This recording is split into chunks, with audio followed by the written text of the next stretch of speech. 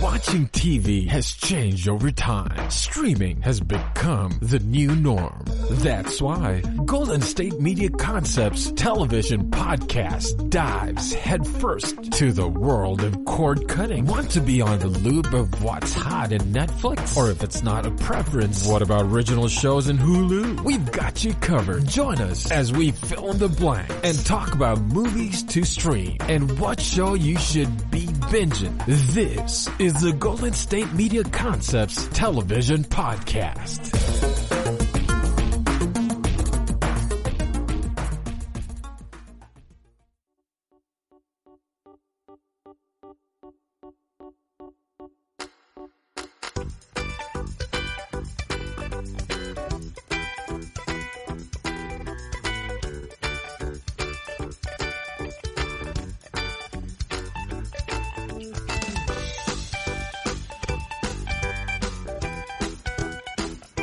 Hello, everybody. Welcome back to the GSMC television podcast. I am your host, Trey, as usual. And today we're going to cover a kind of a different topic that I'm used to talking about. I hope everyone has had a good week so far and is looking forward to a happy Friday. I know I am. I've been watching a lot of stuff this week. I've been watching a lot of Twitch, as per usual, and I think the announcement video is one of the underrated forms of television.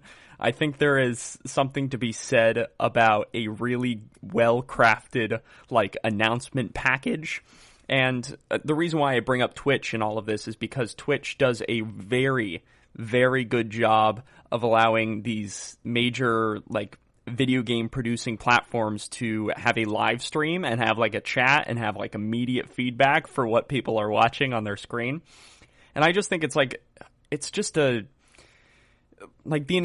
instance, this morning, at the time I'm recording this, the 35th anniversary Super Mario franchise dealio came out, and it's a 16-minute announcement package, and I'm like, man, in what world is there going to be are announcement packages like this in movies or television aside from trailers? I think just a studio putting out a 14-minute trailers for all of their movies coming out that year. I feel like that'd be sick. That'd be just so sick.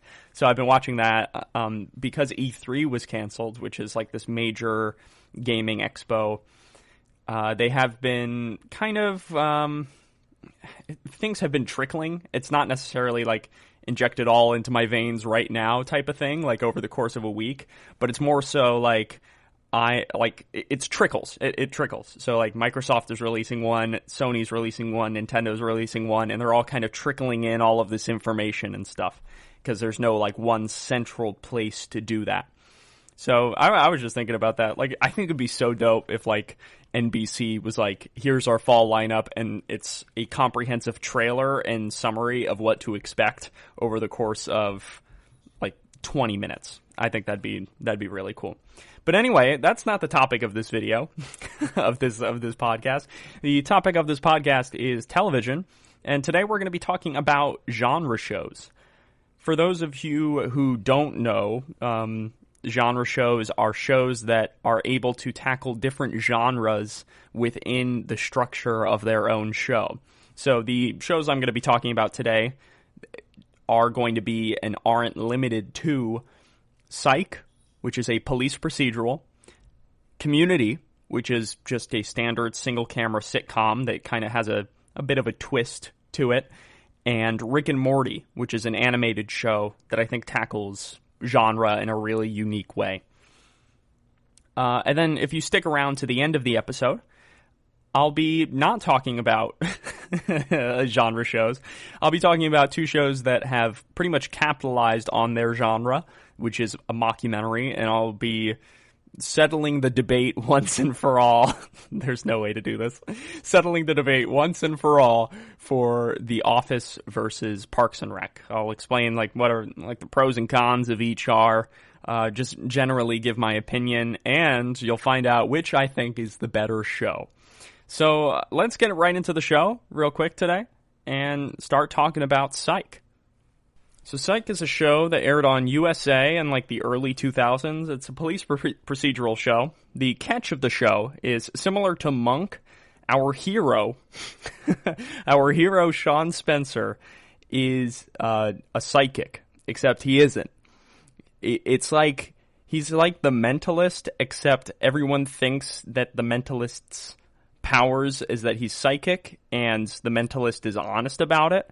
But with Psych, Sean is not honest about it. And he lies to everyone and tells everyone that he is a psychic. He is, in fact, a psychic detective.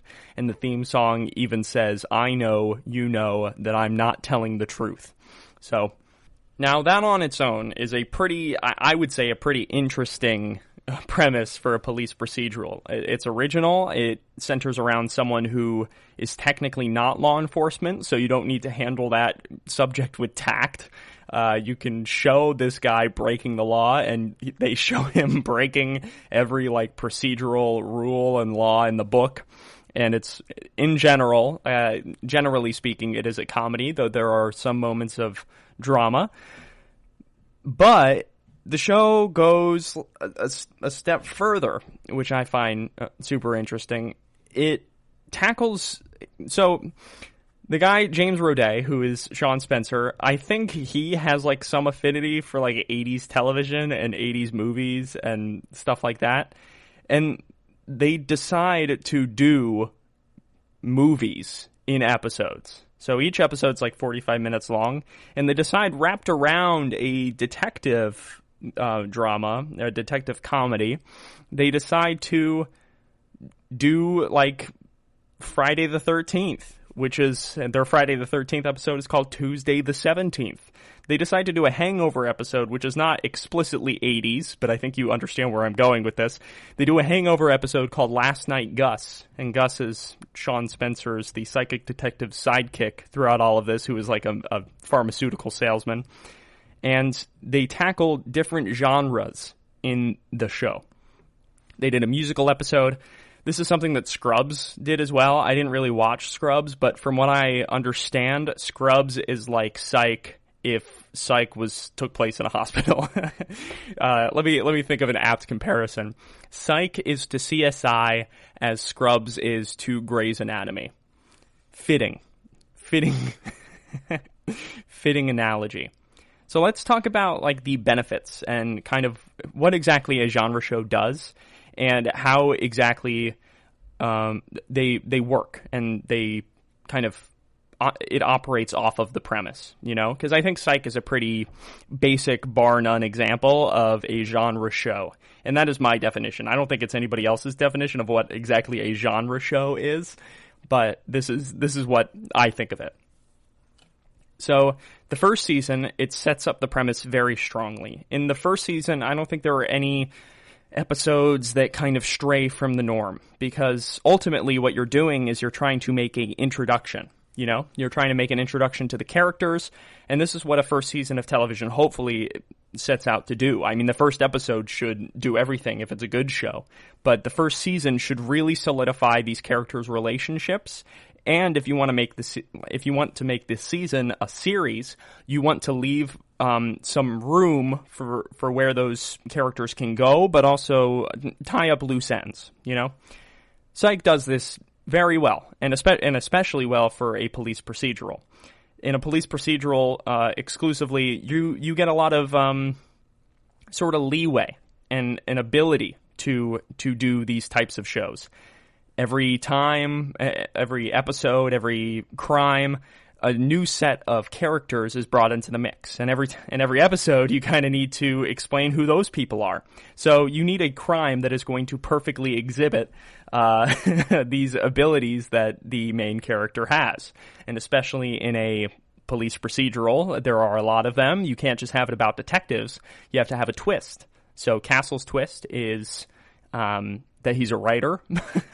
He's a writer working with cops, and he solves crimes as a writer too.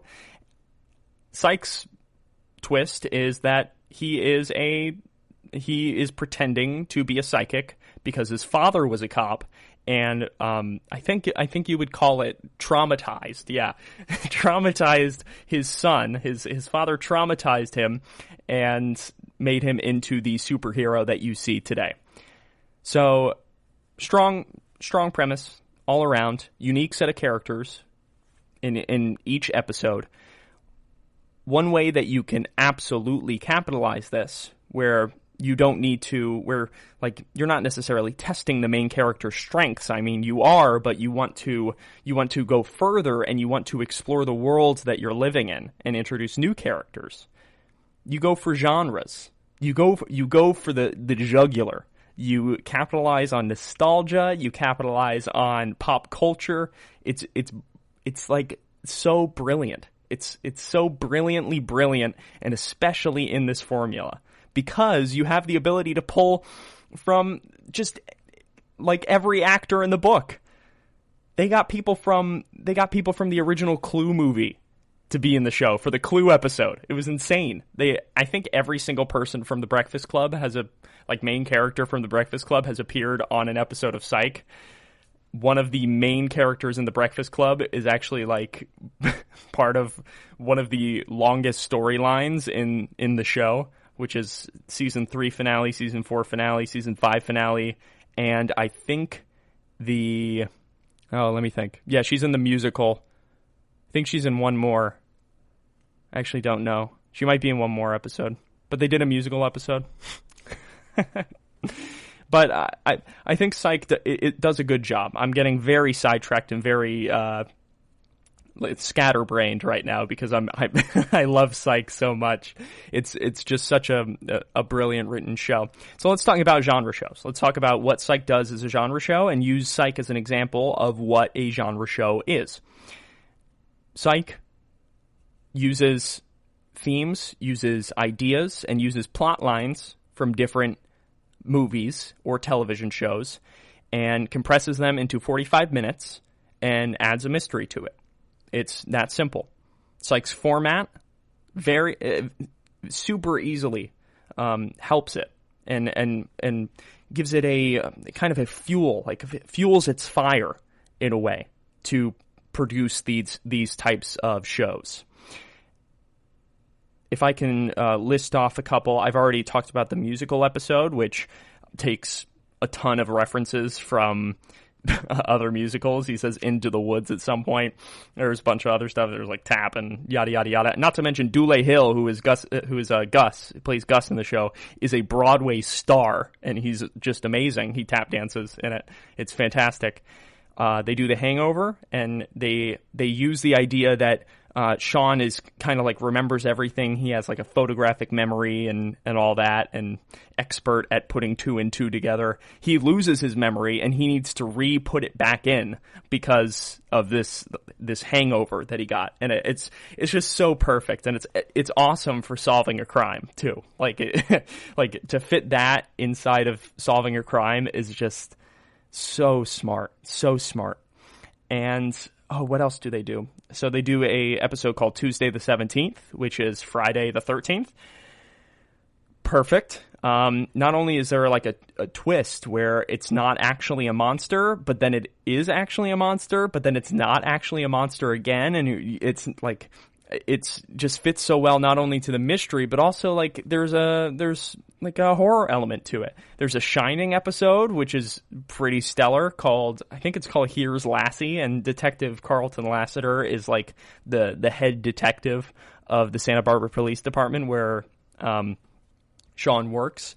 And they have they have this ability to use their characters and fully utilize their potential, not only as actors, but also like what themes reside in Psych that also reside in other movies. Like, I mean, Sean makes fun of himself a lot and makes fun of the show a lot by saying that he's a mentalist, because there's already a show that's kind of similar. They make fun of Monk a lot too, because their shows are pretty similar. But I think there is unexplored potential in what these characters can represent, and how you can translate art into like other things, you know? I think I'm rambling a bit, so I'll wrap this up. That's what a genre show is. A genre show is a show that explores different genres within its context, whether that be Western, whether that be crime, obviously, whether that be film noir, whether that be, hangover, like hangover comedy, whether that be a sci-fi thriller, whether that be Indiana Jones, whether that be Star Wars. It explores all of these themes and does it within the bounds and the rules of its own show. And because of the format explicitly of Psych, I figured this is the best example to give of a genre show.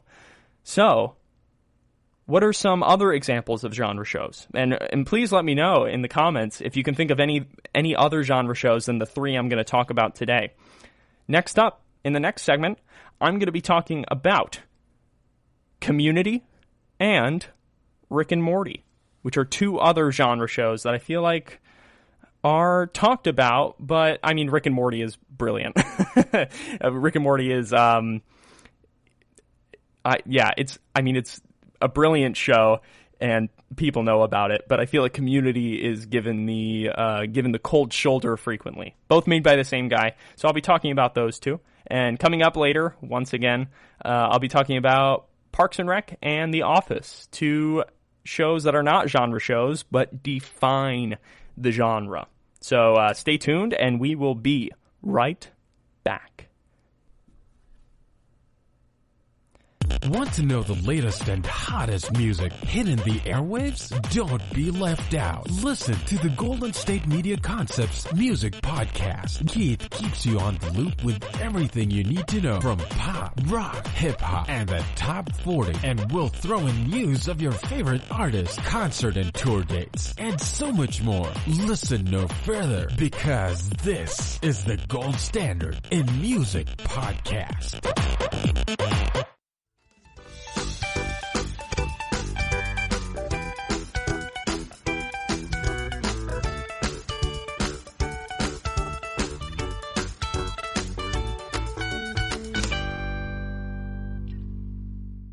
Hello, everybody. Welcome back to the GSMC Television Podcast. I am your host, Trey Plutnicki. That was an aggressive opening. Welcome back from the break. We're going to talk about Dan Harmon for a little bit.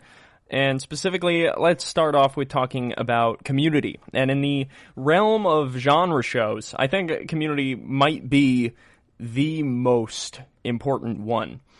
I think Community's kind of strength lies in the fact that it is and was kind of conceived as a genre show. I'm going to share a few quotes if I can find them, if I can pick them up. Are you serious? Where is it? I just saw it. I just had it. Oh, come on. I just had the quotes up. You got to be kidding me. I just saw it. What? Oh my god. Are you serious? Wait, what the heck? Where'd it go? Is it not a part of this? Pish posh. Regardless. So anyway, talking about Community as a genre show. Let's chat about that. I think it's quintessential in its creation that it is a genre show. So I don't think we can talk about this without talking about one of the show's main characters, Abed. Abed operates as this sort of, he's played by Danny Pudi. He operates as this sort of, I don't want to say savant. Maybe I should. Like a savant-ish character about television and pop culture. He's equipped with pop culture references. He knows all the tropes and such. He kind of operates as the viewer's eyes and ears and like the man on the inside. You know what I'm saying? He's like the spy for the viewers that's in the show and also exists somewhere outside of the show. So he's our way in. He's our way in, and he gives us exactly what we need, which is letting the viewer know that we are in a television show. So the premise of Community, keep that in mind as I talk about this. The premise of Community is there's a community college. This guy named Jeff Winger I think he was like a lawyer or something, but he faked his lawyering. Like he faked his degree. So now he has to go back to community college in order to get his degree so he can still be a lawyer. which is like fuzzy. The first season, it makes it very clear that this guy named Jeff Winger is the main character of the show, and he is the central focus of the show. What Jeff does is he forms a study group with 6 other characters. Their names are Annie. Oh man, they're gonna kill me. Annie, Pierce. Annie's played by Allison Brie. Pierce is played by Chevy Chase. Yvette Nicole Brown plays... Oh, I can't remember her name. Donald Glover plays Troy.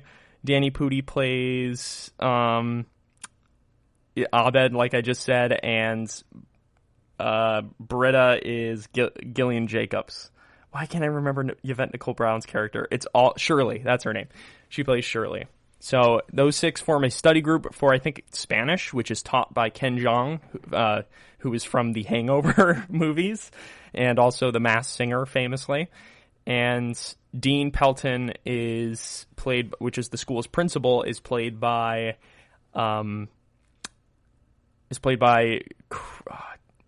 Craig. God, why can't I remember these people's names? Are you serious? Craig. Oh, I wish I knew right off the top of my head. I'll find out, don't worry.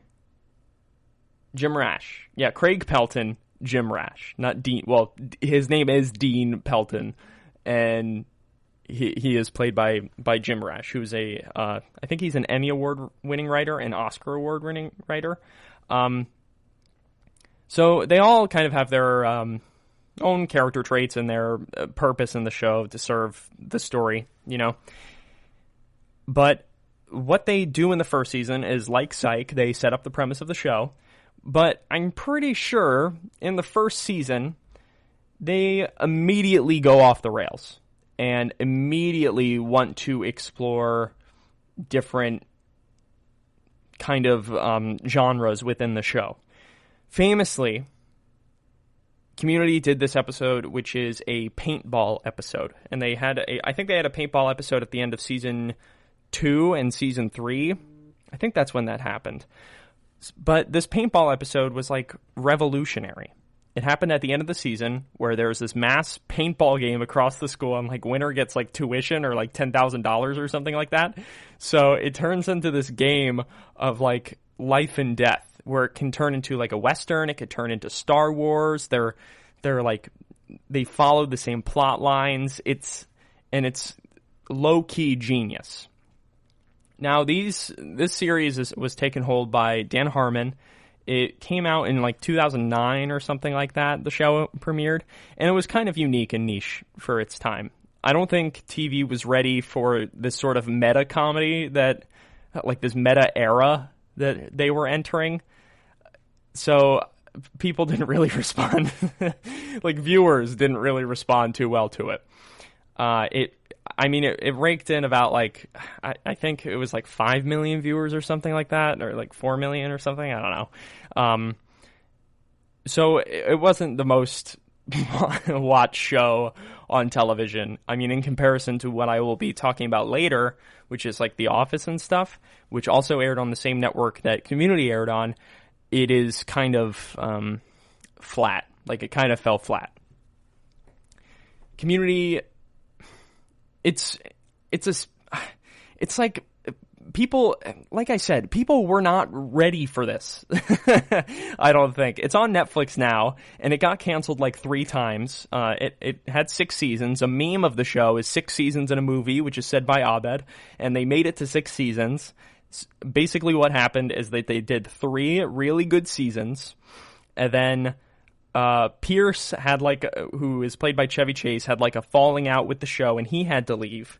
And then it was unclear whether or not there would be a season 4. Dan Harmon got in some trouble with the NBC execs, and he was cut from season 4, even though he created the show, so he wasn't even allowed in the room. So season 4 is kind of like this, like, it feels wrong to watch it, because it's like you're watching someone else's baby grow up, and it's like forming into like a Frankenstein baby. And then he came back for season 5, but they were in a different time slot. And then they came back for season 6 after they got canceled for season 5, but they came back for season 6 on Yahoo Screen, which, shout out to you if you know what Yahoo Screen is. Well, they were allowed to curse in Yahoo screen, which is like, sure, like that's a plus, but they also didn't really get the budget that they needed, I felt like, and they also didn't have the casted characters because after season 4, Troy had to leave. Donald Glover, for whatever reason, he went off with the Reading Rainbow guy, if that's any indication of how the show goes if you haven't seen it before. So they kind of stopped. So the show kind of lost its charm once Troy left, because all that was left was Jeff, Britta, Annie, and Abed, really, and then Dean was still there, but like at what cost, you know? And then also Yvette Nicole Brown had to leave because her father was in the hospital during season 5, I think, and season 6, so she couldn't really come back. I don't know. Community had like a really, really weird history. But as far as I can say about like the show itself, it's kind of a testament to what the show is and how attractive the show was to these actors, which is like just an absolute testament to hitting how it hit the right spots, you know? And the fact that it's on Netflix now after its essentially just death spiral that it had over the course of its lifespan. It had Jeff, I was going to say Jeff Winger, Joel McHale. It had Joel McHale, who is from The Soup. He's pretty much like a legend of reality TV. He's fantastic. He did the Tiger King thing. He did the Tiger King final interviews. It had Gillian Jacobs, who I don't know what she's doing now. I think she had her own Netflix show for a little while. I don't know what she's up to. Alison Brie, obviously, is like a kind of a movie star and television star now. She's in Pose. Abed, Danny Pudi has had a little bit of a career. But he has been in more stuff recently. I can't really think of it. But then obviously we all know Donald Glover, and he's obviously a legend and like kind of A-list right now. Yvette Nicole Brown has always been on people's radar. Danny Pudi was in what's it called? He was in one of the Marvel movies, right? I think all of them have been in Marvel movies now, because Dean was in Civil War. Yvette Nicole Brown was in Infinity War. No, she was in Endgame. Ken Jeong was in Endgame, I think. Either Endgame or Infinity War. I think, most of them have been. I think Alison Brie was in one of them. I don't know. Anyway, I'm getting really sidetracked. Once again, I love these shows, so I like to talk about them in their full, side of kind of rounded potential. Community is, I think the cast is especially a testament to the show. I forgot to mention Chevy Chase. Obviously, Chevy Chase is like a comedy legend. He was like comedy cool guy back in the day. So just like amazing cast, despite his differences with the show. Brilliant cast. Getting back to the actual topic that I wanted to talk about is the genre show. Every single one of Community's episodes is in a different genre, it feels like. It feels like they just use the vehicle of the show to tell these character stories in different frames of mind. There's actually there's a term used for this, which is even more so that I talk about like genre shows. How like that's my own term and it's not somebody else's term, where it's called semiotics, right? Where it's exploring the tropes of television and kind of cutting them open. And these genre shows are not making, I mean they are because they're comedies. They're not necessarily making fun of these genres, but more so cracking them open and sharing, and the actors and the writers sharing their love for these genres. Like, what's it called? Who does that? John Mulaney and Nick Kroll's Oh Hello on Broadway, like they say, is a love letter to theater and a love letter to Broadway. They also describe it as a creepy a creepy stalker's note from cutout magazine parts, as not so much as a love letter because of the characters that they play in the show. But I think my point still stands there. It exposes the tropes of every single genre. It kind of movies and TV kind of have this language that they like to speak, whether it be how scenes are filmed, whether it be the way dialogue is spoken, how dialogue is delivered. And when you access that language and are able to take control of it with such sincerity, you offer yourself up to telling a completely different point of view of the same story. A story told as a film noir and a story told as a Western might be the same story, but you can tell it in two different ways from 2 points of view. And all together will create one kind of like homebound masterpiece. Like, for example, the paintball episode in season 3, I believe it took two different turns. I believe it took the turn of a Western and it took the turn of of Star Wars. And I thought that was really interesting. And obviously, like Psych, Community has its fair share of side characters and people that go to the school that they can introduce whenever they want and they can dump whenever they want. And I think that also adds to the overall quality of the show. The show is, but, I mean, at the end of the day, the show is only as good as its main characters, and its main characters are fantastic. So, I think that concludes everything I want to say about Community. I rambled on for quite a bit there. Please let me know what you think about that. Once again, let me know what you think about genre shows as a whole, whether you want to see more of them, whether you think they are tired and what do? They're too derivative of other TV and are lazy. I certainly don't think that way.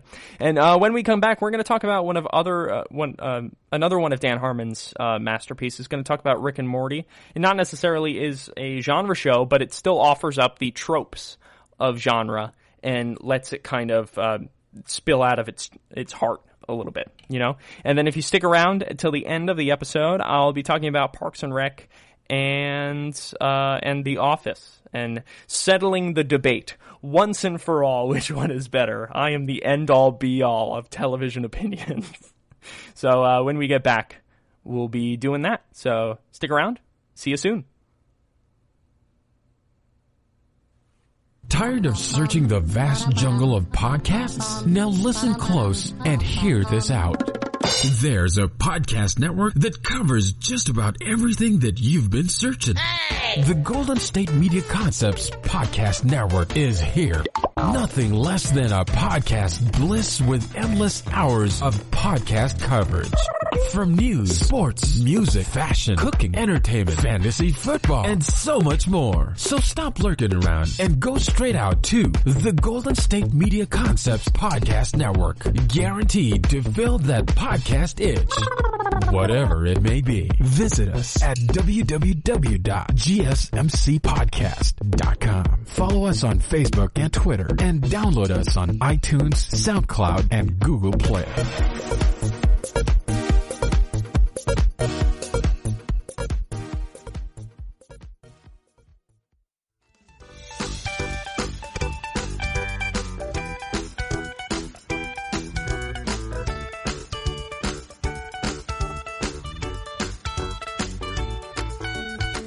Hello, everybody. Welcome back to the GSMC Television Podcast. I'm your host, once again, Trey Pletnicki. And this is a perfect excuse to talk about Rick and Morty, a much-discussed topic among television fans. This is Dan Harmon's much more, I would say, popular show than, like, Community was fine, but I think Dan Harmon really hit his stride with Rick and Morty. Rick and Morty is an animated adult cartoon by Dan Harmon and Justin Roiland. It was originally conceived by Justin Roiland when he did a spoof on Back to the Future, I think. Yeah, it was Back to the Future. So essentially Rick and Morty centers around two characters, Rick and Morty. Rick is Morty's grandfather, and who is a super genius and like mad scientist, who is like the I can't remember what his name is. Dang it. But his name is Rick. And then Morty is Marty McFly, who in Back to the Future, who is Morty is a big dumb. And frequent jokes are used throughout the series to talk about how Morty's dumb is used to shield Rick's intelligence to people who are after them. It's very it's heady. If in a word, it's heady. So let's dig in and let's talk about Rick and Morty. It doesn't really fit into the genre show, but I figured I just talked about Community. Might as well talk about another Dan Harmon show that has some sort of flair and controversy surrounding it. Now, the show itself is a show about really smart people, okay? Frequently, you get some pretty, I don't know how to say this. Frequently, when there's shows made about smart people, it curates an audience who thinks they're smart because they watch the show. Like their IQ is super high, like, oh, this is genius, and the show is literally a bunch of fart noises stringed together in one long 25-minute sequence. So, and I would say the same about Big Bang Theory. Like, I think Big Bang Theory is a fine comedy. It's Emmy Award winning, so I don't think I can, like, I don't think it's that bad, but it's definitely a show about smart people for people who just want some junk food, you know? I often describe, like, I often liken a lot of art as, like, it's like a fine wine, or like a mousse, a nice chocolate mousse, and then there is a Hershey's candy bar, which is still good, but it's like, you can eat a lot of that really quickly, but you can only have you can savor the mousse. That's just my pretentious way of describing it. So I think Rick and Morty's great. It's a fantastic show. The controversy stems from its fan base. So let me dive into really what the show is kind of about. The Rick and Morty, its philosophy is been attributed to the philosophy of its like comedy and its writing has been described as a never-ending fart joke wrapped around a studied look into nihilism. And for those of you who don't know, nihilism is this philosophy where nothing matters, where nothing in the universe matters, and that should inform your decision-making. So if there's two types of way to approach nihilism, two types of ways to approach nihilism. There's optimistic nihilism, and then there's pessimistic nihilism. Pessimistic nihilism is to look at the world and say, none of this matters, so why do anything? Optimistic nihilism is a philosophy that says, none of this matters in the long run. I should do everything that I can. I should do anything that's possible that I can do, because if it doesn't matter in the long run, then there will be no eventual consequences for my actions, which I just think is kind of a beautiful way to think about the world. I think there are obviously flaws in all ideologies, but I think that's something really special. The show tiptoes between pessimistic and optimistic nihilism, and let me touch some more on that. So Rick Sanchez, that's his name. Rick Sanchez is essentially a mad scientist. He is a alcoholic. He's an alcoholic genius. And his kid, whose Morty's mom, I forget what her name's Beth, and then there is Jerry, who is Beth's husband. They also toy with this idea of nihilism, just because they're in close proximity to Rick and they're exposed to some of his like gadgetry, right? In the very first season, something happens that toys with this idea of nihilism, where Rick and Morty travel to a universe where their parallel selves die, and then their actual selves replace those parallel selves in their universe because they messed up their entire universe back home. So they just essentially switched universes and buried their dead bodies that were going to die anyway and moved on with their lives. And now they live out the rest of the series for the next 3 seasons in that borrowed position. So it's light stuff like that that they toy with, like the ideas that they toy with in the show. And obviously, I mean, you can have a complex narrative inside a show that is objectively kind of stupid, but at the end of the day, the show is like objectively just junk food, you know? It does kind of fit into genre shows too. There was a episode that they did that was like a take on Guardians of the Galaxy, which I thought was really funny.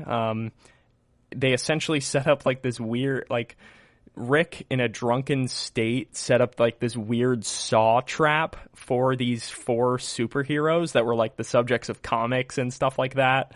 And like there exists a real universe that they live in, which is just super funny because Morty was like a big fan of the comics and was really excited to meet him. So Rick's in his like petty state set up a saw trap so each of them can die in some like weird game. And Morty was there to like pick up the pieces and clean everything up. And there was this one moment where there's this one, I think his name is like a million ants, and this superhero is just a million ants. It's just a bunch of ants, and they get shot by a laser, and it's like, I am at 957,000 ants. And then 2 seconds later he goes, we now are at 1 million ants. And he just announces this. It's super weird. It's like a sentient pile of ants. Can you believe that? Can you believe that I've been talking about a sentient pile of ants for almost a minute? So, moving on to talk about this. The fan base is and the toxicity in the fan base is the reason why this sort of, I'm talking about Rick and Morty.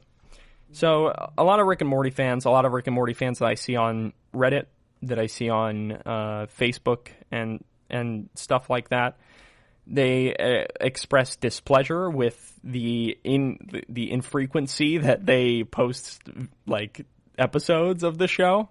And Dan Harmon responded to this criticism and said that you can write a show really fast, which they don't. They have been known to not write shows very fast because they want to make sure it's quality content, you know what I'm saying? So they can write the shows as fast as they can, but at the end of the day they need to draw it after. You know? They're drawing it. They are drawing the show. They finish writing, they write all the episodes, all the actors they do the voices, and then they draw it. That's how an animation works. They draw it, and it takes as long as they can, as long as they need, to draw the show. They are drawing it. Continuing on. Something that the show also explores. It does explore several like kind of ideologies, philosophies. I don't know what you call them. I talked about nihilism for a while. They also explore anarchism, which I think is a pretty common concept for people to understand. For people that don't know, anarchism is when you think there should be no laws and people will just eventually govern themselves after anarchism is like under, you know what I'm saying. Once anarchism is put in place, people will govern themselves and everything will be okay. The show has won a ton of awards. It has won awards for like Critics' Choice. It's won animation awards. There was an episode where Rick, to get out of family counseling, turned himself into a pickle. And this was the subject of some online memes where it's a Rick and Morty fan explaining to someone, this is so funny. He turns himself into a pickle. But the episode itself is actually like, it's there. Like it exists. It's pretty good. Like it's good. It's a good episode. It doesn't really make sense out of context of what you know to be the show, but it's pretty good in context, I would say. The episode's contents is basically, like I said, Rick turns himself into a pickle in order to get out of family counseling or something like that, to express his his issues of alcoholism, and he finds himself almost dying as a pickle. Like, he put his sentience into the pickle too, and then he finds himself in a sewer and becomes he fights a bunch of rats or cockroaches, and then uses the cockroaches neurology to give himself arms and legs. It's wild, man. It's so crazy. Yeah, and that's pretty much it. I mean, when he tries to get out, he is killing spies and stuff, and then he finally makes it back as a pickle, and then finally becomes himself again. You kind of just have to watch it. Describing a lot of this is like describing a dream that you had. In 2018, it won an Emmy for Outstanding Animated Program. 2020 has not. It hasn't been released, but I think it was ordered for like 70 new episodes or something like that. Like, they're going to do episodes for a while unless what's his face gets bored, Dan Harmon, which he frequently gets bored of stuff and then moves on to new projects and stuff like that. What is really interesting about the show, I think Rick and Morty are voiced by the same person, and they take up pretty much the entire show's dialogue at some points. Like, there's some episodes where it's just them, and Rick and Morty are voiced by Justin Roiland, the creator, because he knows them the best. He's been drawing Rick and Morty for longer than it's been out, I guess. But yeah, the show's great. The fan base is problematic. The show also tackles genre. It tackles genre in a super interesting way. It more so focuses on sci-fi and stuff because that's what its roots are. I think it also did a Friday the 13th episode. No, it did a Nightmare on Elm Street episode, which was really good. And it has some fun moments, but it does toy with some pretty complicated concepts, which you'll have to watch it to find out. Just don't be a part of the fan base. Just watch it and live in ignorant bliss about what people have to say about it online. So that's all I have to say about Rick and Morty. Coming up, I'm going to be talking about Parks and Rec and The Office, and you'll hear my thoughts on the two of them. Compare and contrast. If you have any more genre shows that you want me to watch, I want to watch them. So send them my way, leave a comment, send an email, let me know. I'll be right back. Want to find out what movies to go see? Then check out the GSMC Movie Podcast. It's your ticket to the latest movies, whether it's a new blockbuster event, romantic, comedy, or action flick. This show has got it all covered. They talk some what to go see now, don't bother, what's hot on Netflix, and everything in between. That's GSMCpodcast.com/movie-podcast. When it's all about the movies, it has to be this new show. Don't forget to like them on Facebook and follow them on Twitter. Visit GSMCpodcast.com for more info.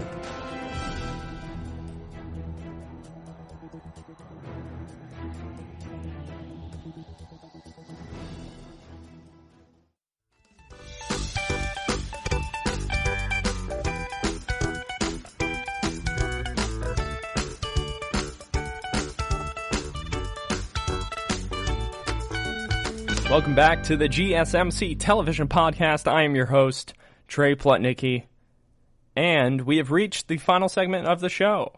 It is the segment where I talk about Parks and Rec and The Office, two of the most iconic shows that have ever been graced, that we've ever been graced with to be on television.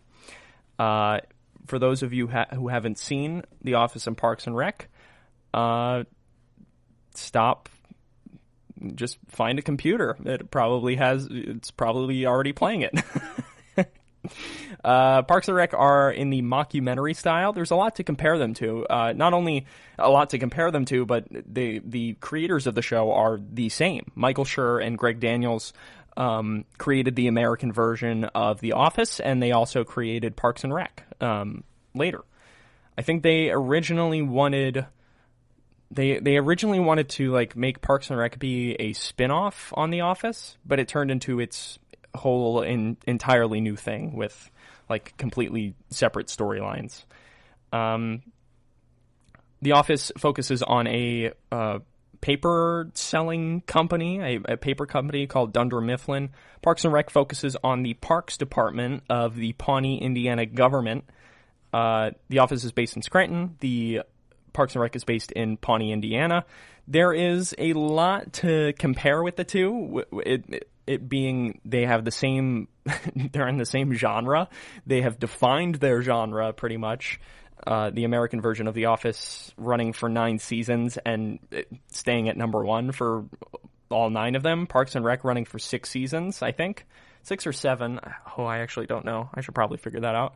Parks and Rec running for a long time as well and further defining their genre, but they also have a lot of differences. They have differences in theme, they have differences in messaging, and even within the mockumentary style, there are differences in how they accomplish the mockumentary style. So let's let's dive in, and I'll settle the debate. I'll settle the debate on which one I like more, and I'll tell you why. So how this all started was it started with The Office in Britain. Ricky Gervais created it and sold the rights to what's-his-face, to Greg Daniels and Michael Schur, and he said, yeah, make an American version, why not? And he executive produced it, yada, yada, yada. The rest is history. The original version of The Office kind of it made you uncomfortable, you know? I mean, it's British comedy. It's going to be different. But it tackled issues that I think are prevalent in everyday society instead of like the American comedy drivel that we frequently see on television.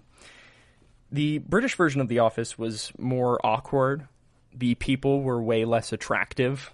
The people were normal. The romance was kind of messy. You didn't really like anybody. Like, there was no in for the audience because nobody was really likable. The people looked like people. It was good. It was interesting. It was kind of like a case study, you know? Like, it was like it was like a window of life. It didn't feel like a scripted show so much because there's no reason why you would script a show so blissfully awkward. Then you turn on the American version of The Office, and you kind of see a completely different show. This season 1 of the show feels like they were trying to recreate the British version of The Office. So things were a bit sloppier, and they couldn't really find their feet. The strengths of the actors in the American version of The Office were a bit, they were different, you know? And they didn't find those strengths until later seasons of the show. When they did find their strengths, they hit their stride, and when they hit their stride, they took the British version of The Office, and it felt like they Americanized it. Before they were just doing the British version of The Office, but now they're doing the Americanized version of The Office. So let me kind of explain what I mean by that. American comedy is pretty basic, I would say. I would say the culture of America is we value the really smart, sarcastic guy. We look to the people like Jon Stewart. We look to the people like Stephen Colbert. We look to the people like Bill Maher. You see a smart guy behind a desk, and he's being a bit of a jerk. He's being a bit of a jerk behind that desk, but it's funny because we're laughing at other people's expense because we know they're right. Now, what the American version of The Office does is it gives us people to hate, right? It gives us Michael Scott. It gives us Dwight. It gives us people to kind of be like, ooh, that's a rough thing to say. But instead of us deciding that that's a rough thing to say from our couch, we have an in for somebody to tell the people on the screen that that is a rough thing to say. So we have people like Jim and like Pam. Jim and Pam are the romantic interest of the show, and they kind of serve as the smart, wise, sarcastic, funny guy that's the viewers in to the show. Now, that's kind of what I mean by Americanized The Office. They also Americanized Michael Scott. The Michael Scott, the boss man in the British version of the show. He was a certified grade A clown. There was probably not one redeeming quality about Ricky Gervais's interpretation of Michael Scott. I will say there are many redeeming qualities about the American version of Michael Scott. At the end of the day, he's racist, he's sexist, he's kind of homophobic, and he doesn't really apologize for any of this stuff. But he's like a lovable dork who likes to just have fun, and his antics inspire greatness in everybody that works for him. So all of those sexist, homophobic, racist remarks that he makes during the show are just.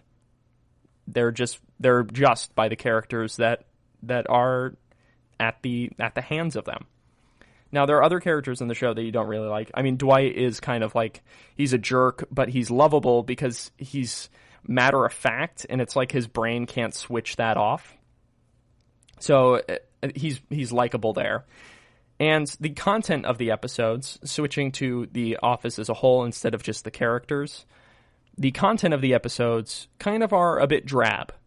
If you watch an episode of Parks and Rec and you watch an episode of The Office side by side, pick an episode at random, you'll notice that The Office is a little kind of darker. It's a little dimmer, a little more devoid of color. It's meant to kind of suck you in to what it's like to be in an American office, essentially. Like, it wants to feel soul-sucking, you know?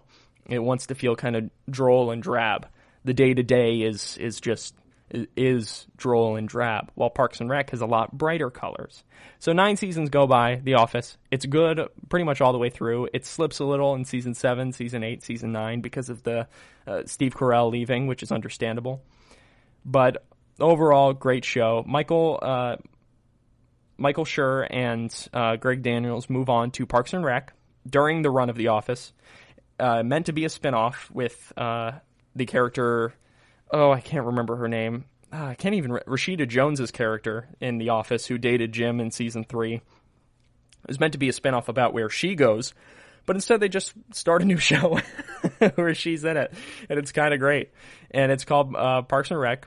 It's brighter. The differences between it is it follows Leslie Knope, Ron Swanson, and Andy Dwyer, and April. I can't remember April's last name, and a bunch of other people that are. Those are, in my opinion, those are like the four main. And then there's Mike Brandana quits, and Chris Traeger and Ben. I was going to say Ben Platt. Let's just call him Ben. That come on in Season 3. Overall, I would say Parks and Rec is brighter.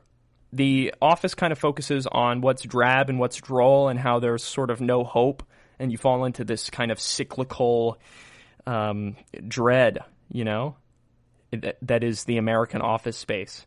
But for some reason, I don't mean that, not for some reason. Parks and Rec operates where there's hope. Nope rhymes with hope. There's hope at the end of the day. At the end of every episode, you feel like society is redeemed. Like Leslie Knope feels like she runs into, like Leslie Knope and Perkins, it feels like she runs into like a full steam ahead idiocy every single episode, and full steam ahead evil in government at the end of every episode, or during every episode. But by the end of it, it feels like something is accomplished, and it feels like good happened. Like everything went her way. And I think that is like the key difference between The Office and Parks and Rec. What I like a lot about Parks and Rec is I like that every single character has its time to shine, like, or their time to shine. Like, it doesn't feel like there are any B characters in Parks and Rec. Like, everybody has full story. We know who they are at home. We know who they are at work.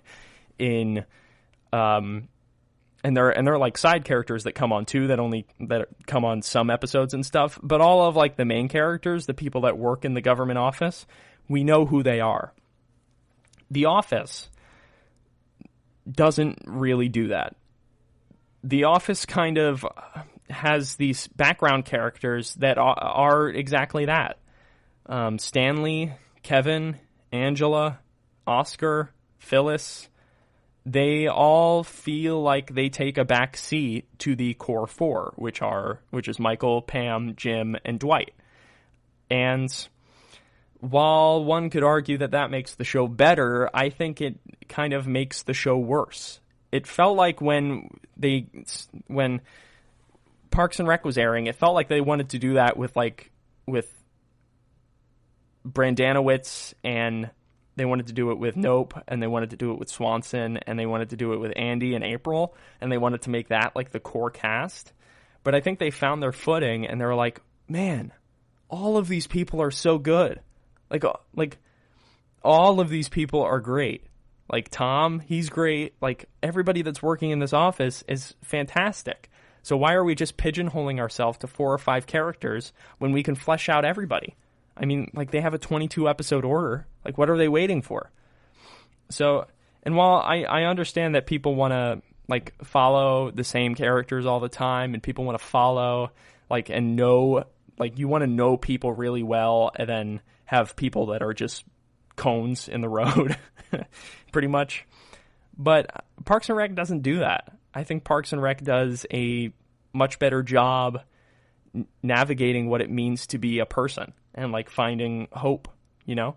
And I think it's interesting that they do it in like a government format. I don't know. That's my 2 cents. Greg Daniels and Michael Schur also made The Good Place, which is just fantastic. So watch that as well. Maybe I'll compare Parks and Rec to A Good Place, because I feel like The Good Place has kind of the same energy as Parks and Rec, except better a little bit. So, yeah, those are my thoughts. I think Parks and Rec beats out The Office by a hair. I think the comedy is a lot better in The Office, but I think just the overall message and the overall story structure of Parks and Rec is just outnumbered. Like, it's just so good.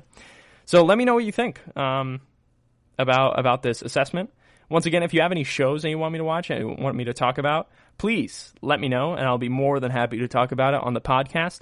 Thank you for watching the GSMC Television Podcast, brought to you by the GSMC Podcast Network. Once again, I am your host, Trey Plotnicki, and if you don't mind, leave us a review. It really helps us out if you like listening to the show. 4 or 5 stars, preferably. You can also follow us on Facebook. You can follow us on Twitter. You can follow us on YouTube. You can follow us on Instagram. All of the above.